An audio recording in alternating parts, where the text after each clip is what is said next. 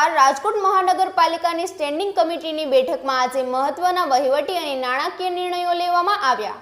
Jangleshwar demolition માટે રજૂ કરાયેલ 27 લાખ રૂપિયાની ખર્ચ દરખાસ્ત ટેન્ડરની પ્રક્રિયા પૂર્ણ ન કરાતા નામંજૂર કરવામાં આવી।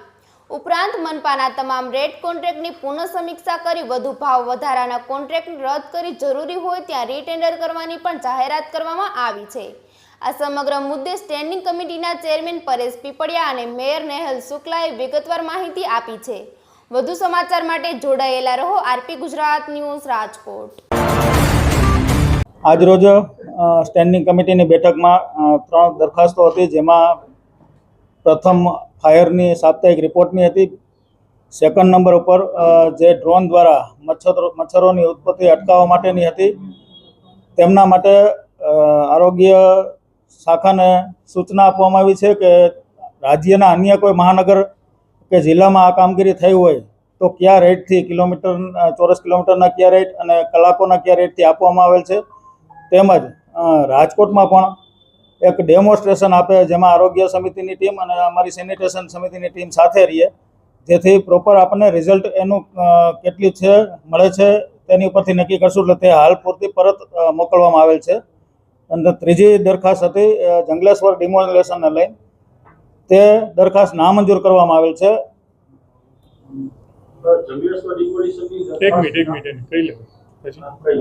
ડિમોલેશનની દરખાસ્ત જે નામંજૂર કરવામાં આવેલ છે તેનું કારણ છે કે જે તે વખતે ડિમોલેશન કર્યું ના ખર્ચ જે થયો તો તેના માટે નિયત પ્રક્રિયામાં ટેન્ડર પ્રક્રિયા નહોતી થઈ, તે માટે તે દરખાસ્ત નામંજૂર કરવામાં આવે છે। માનનીય મેયર સાહેબના આદેશ મુજબ એક ઠરાવ હતો, જેમની વિગત માનનીય મેયર સાહેબ આપશે। રેટ કોન્ટ્રાક્ટની સમીક્ષા, પુનઃ સમીક્ષા અને રદ આ અંગે મેં સ્ટેન્ડિંગ કમિટીના સભ્યો અને ચેરમેનશ્રીને એક અનુરોધ કરેલો હતો કે આની પુનઃ સમીક્ષા થવી જોઈએ।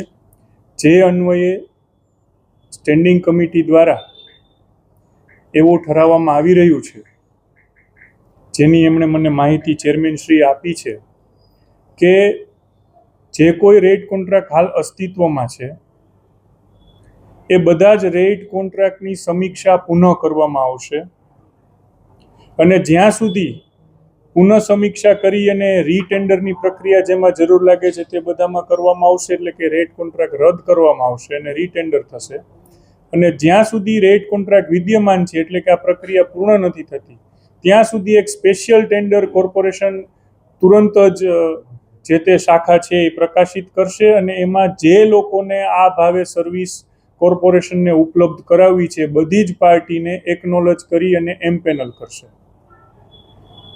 એટલે કોઈ એક વસ્તુ જે ભાવે મળે છે, કોઈને એમ લાગે છે કે આ ભાવ સસ્તો છે કે મોંઘો છે, તો એ ભાવે જેટલા વેન્ડર કોર્પોરેશનમાં અરજી કરશે એ બધાને સ્વીકારી એમની અરજી અને એમને એમ્પેનલમેન્ટને, એનો ટેકનિકલ વર્ડ એમ્પેનલમેન્ટ છે, એ કરવામાં આવશે। અને એ ઉપલબ્ધ થવાથી પછી એ બધા પાસેથી યોગ્ય પસંદગીના આધારે સર્વિસ લેવામાં આવશે। અને જેમાં પણ નાના મોટા પણ ભાવમાં એમ લાગે છે કે આ કંઈક વધારે દેવાઈ ગયા છે, એમાં કોઈ કાયદાકીય પ્રક્રિયાનો વિચાર પણ કર્યા વિના અમે આ ટેન્ડરને રીટેન્ડર કરવાના છીએ।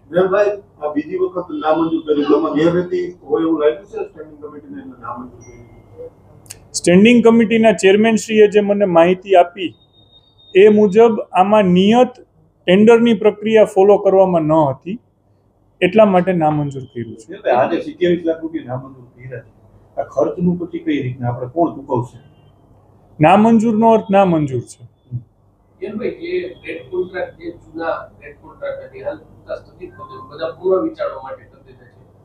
હવે જે કામ અત્યારે ચાલુ હશે, કોઈ કામ અથવા તો કોઈ કામમાં કંઈ પણ ટેન્ડર થઈ ગયું હશે, કારણ કે આના કારણે તો સીધું વિકાસને વિકસે જે કામગીરી છે એને વિકસિત પડશે। હજી હું ફરીથી કહું, ક્યાંક હું કહું છું એમાં કંઈક હું સ્પષ્ટપણે કદાચ નથી કહેતો, કાં સમજણ ફેર થાય છે।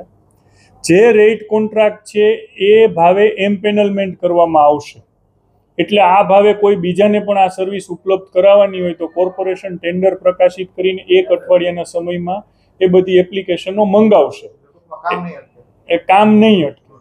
અને જે ભાવમાં અતિશયોક્તિ લાગે છે એ દરમિયાન એની રીટેન્ડરની પ્રક્રિયા થઈ જશે અને રીટેન્ડરની પ્રક્રિયા દરમિયાન જે વિદ્યમાન ટેન્ડરવાળા છે એ બધા અસ્તિત્વમાં રહેશે અને નવા જે કોઈ સર્વિસીસવાળા આવશે એને અમે જોડી દઈશું.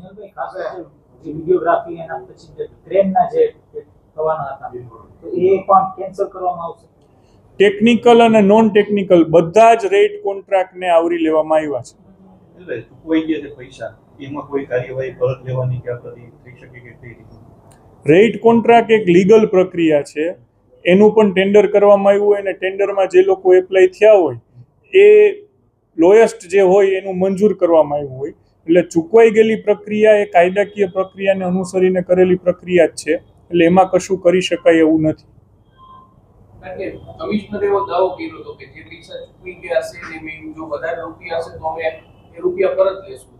વધારે આપવાના હોય તો સ્વાભાવિક છે કે પરત લઈ શકાય, પણ જે ભાવે ચૂકવાના છે, જે રેટ કોન્ટ્રાક્ટનો ભાવ હોય એ ભાવે ચૂકવાના હોય તો એ પ્રક્રિયા કાયદાકીય છે. પછી એમાં કોઈ ગોટો થયો હોય, કાંઈ વધારે થયા હોય કે કોઈ કર્મચારીએ ઈરાદાપૂર્વક કે બિનઈરાદાપૂર્વક ભૂલ કરેલી હોય તો એ બધાની રિકવરી થાય.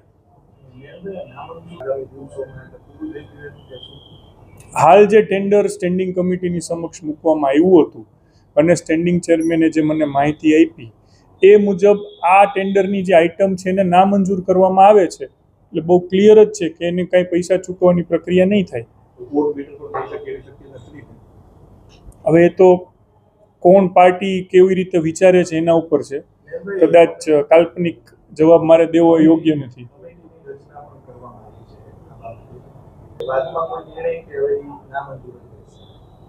નહીં, કમિટીની રચના છે એ આખી એક અલગ પ્રક્રિયા છે અને આ આઇટમ જે આવી છે એમાં ટેન્ડર પ્રક્રિયા નથી કરવામાં આવી.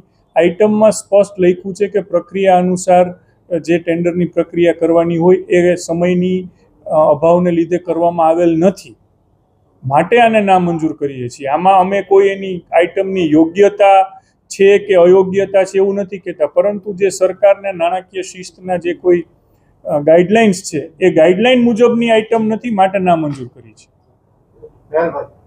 પછી એકવાર સ્પષ્ટતા કરું કે રેટ કોન્ટ્રાક્ટના જે કોઈ પૈસા ચૂકવાઈ ગયા છે એની સાથે આને કંઈ સંબંધ નથી, પણ રેટ કોન્ટ્રાક્ટ જે અત્યારે વિદ્યમાન છે એની પુનઃવિચારણા થાય છે ને પુનઃવિચારણાના અંતે એને રદ તો એક સાથે કરવાની સૂચના આપી જ છે, પણ તાત્કાલિક રદ કરીએ તો બધા કોર્પોરેશનના કામ ઊભા રહી જાય, માટે રેટ કોન્ટ્રાક્ટમાં જે અન્ય પાર્ટીઓને પણ આ ભાવે સર્વિસ આપવી હશે એને આમંત્રણ આપશું અને આ રેટ કોન્ટ્રાક્ટ રદ કરીને નવા રેટ કોન્ટ્રાક્ટના ટેન્ડર કરશું.